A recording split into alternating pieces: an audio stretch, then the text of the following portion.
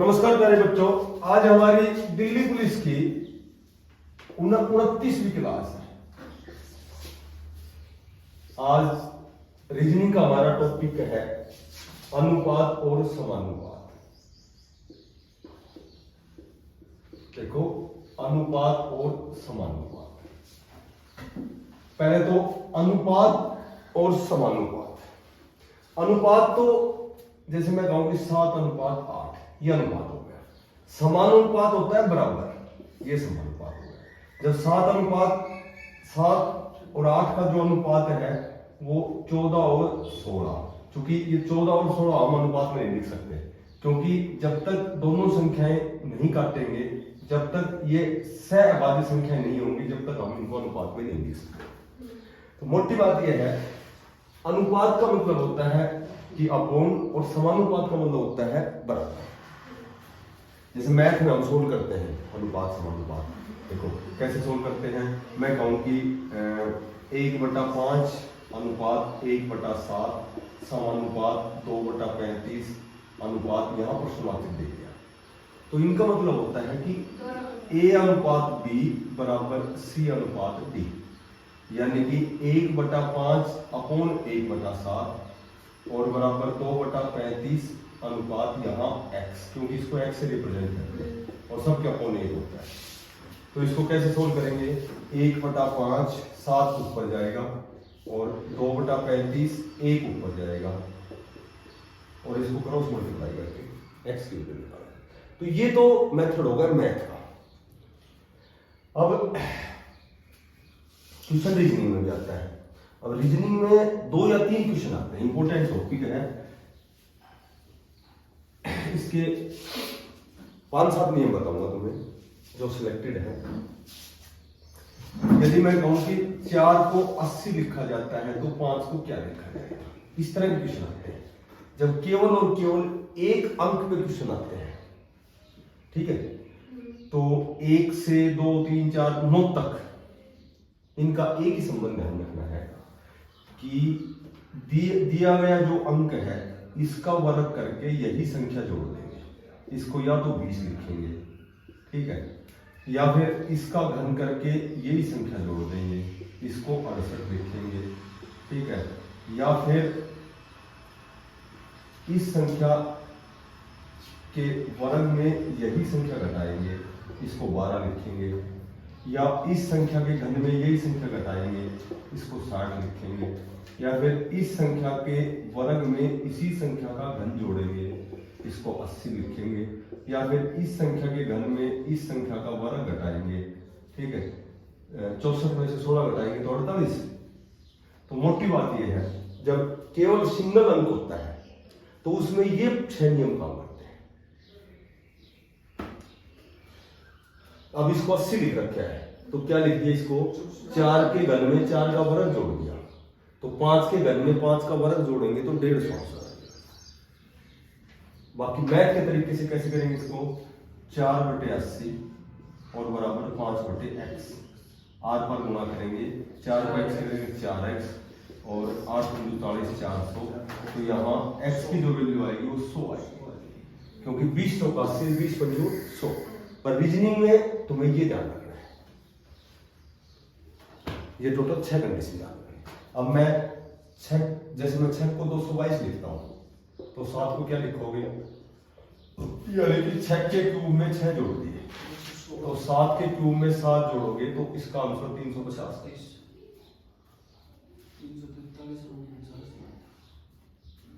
तो ये तो हो गया जब केवल संख्या एक अंक की हो।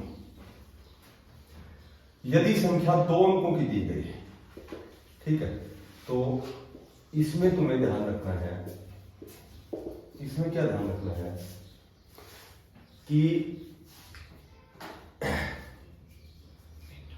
देखो, इसमें जब 2 अंकों की संख्या दी गई है तो सबसे पहला काम देखो, इन दोनों अंकों को जोड़ देंगे। 4 3 7, 7 का वर्ग या तो 49 लिखेंगे यहाँ, या 49 उल्टा करके 94 लिखेंगे, या फिर 7 का घन 343 लिखेंगे, और 343 का उल्टा भी 343 होता है। ठीक है, या फिर इन दोनों अंकों को गुणा करेंगे, 12 का वर्ग लिखेंगे 144, या 144 को उल्टा करके लिखेंगे 441, या फिर 12 का क्यूब लिखेंगे 1728, या 1728 को उल्टा करके लिखेंगे 8271। और जो इसका तीसरा और सिलेक्टेड नियम है कि या तो इन तीनों का अलग अलग वर्ग करके और यहाँ लिखेंगे 25 को उल्टा 52 लिख सकते हैं, या फिर इन दोनों अंकों का क्यूब करके लिख सकते हैं। ठीक है, यानी कि 64 और 27 91, या 91 को उल्टा करके लिखेंगे 19। तो ये नहीं होते। ठीक है, तो ये क्या कर रखे इसमें 16 और 9 25, तो 16 और 4 20 आ जाए। ये उतार लो, ये 4 नियम, ये 4 नियम काम करते हैं।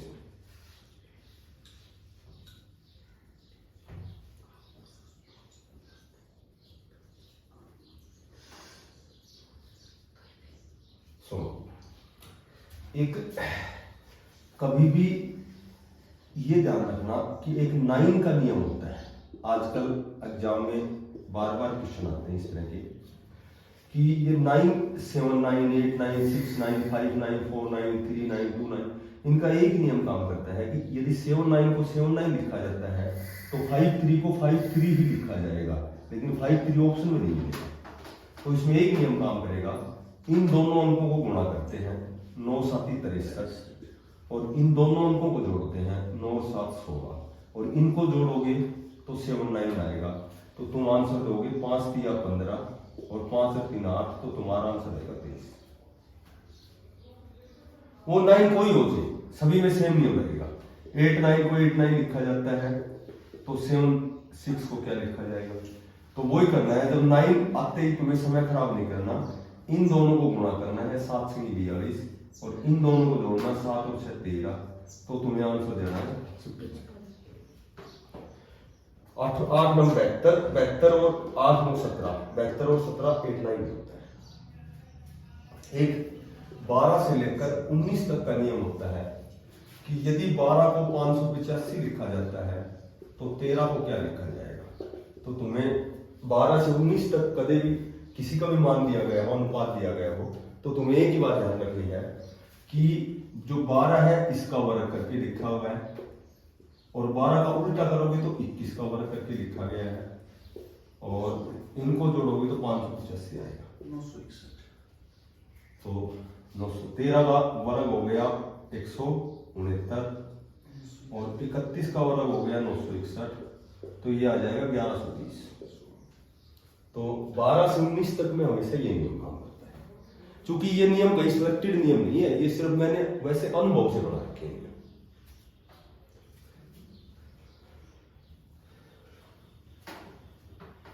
ठीक है, और एक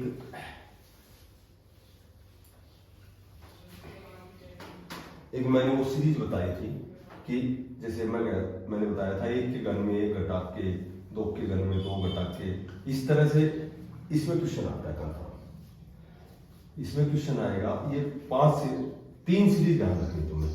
एक तो 1 जोड़ के, 2 के घन में 2 जोड़ के, एक तो ये सीरीज, 1 के वर्ग में 1 जोड़ के, 2 के वर्ग में 2 जोड़ के, ये टोटल 3 सीरीज है ना। इनसे रिलेटेड क्वेश्चन 1 या 2 क्वेश्चन हो सकते हैं।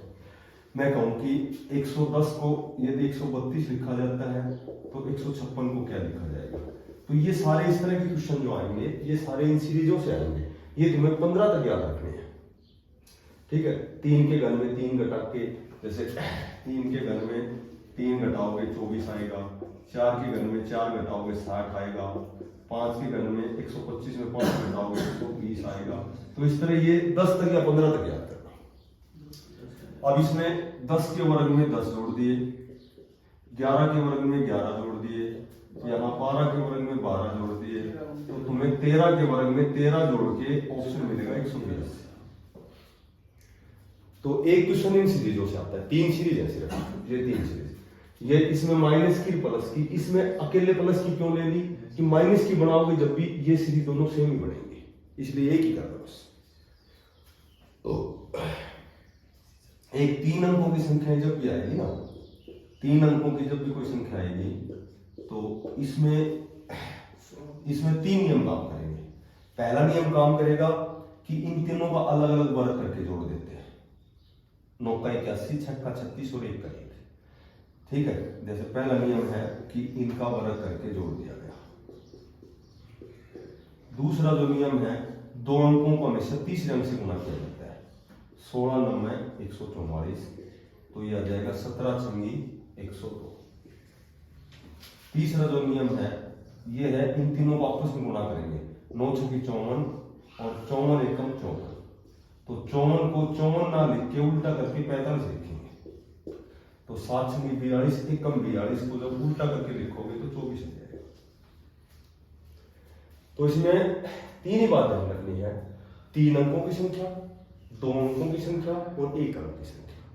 3 नियम मैंने बता दिए। बाकी ये 3 सीरीज है, ये 15 तक याद कर लो। अनुपात का क्वेश्चन, कोई भी क्वेश्चन कभी गलत नहीं होगा, 100 की 100%।